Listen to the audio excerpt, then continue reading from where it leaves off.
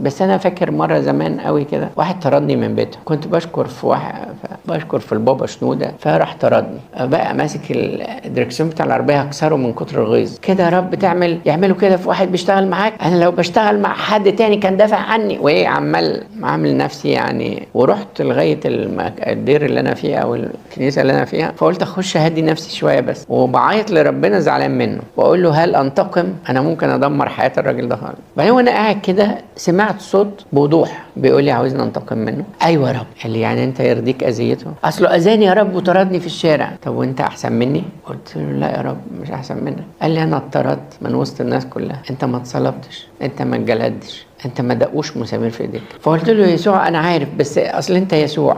قال لي وانت صورتي، انت ابني، انت شايف ان انا فيك كده. وقعدت الايات تيجي ايه ورا التانيه، كل اللي انا نسيه افتكرته لغايه ما توجع قلبي. واخر ايه صلوا لاجل الذين يسيئون اليكم ويبغضونكم. ركعت وعيطت وصليت من اجل الراجل ده، قلت له معلش يا رب ارجوك سامحه، ارجوك عشان خاطر امك العذراء وعشان خاطري سامحه. هو بالتأكيد ما كانش قصده. وقعدت يعني اصلي جامد قوي، لان انا حسيت انا ايه عشان اعمل كده يعني، ولا اتضايق قوي كده من حد بهدلني ولا اذاني.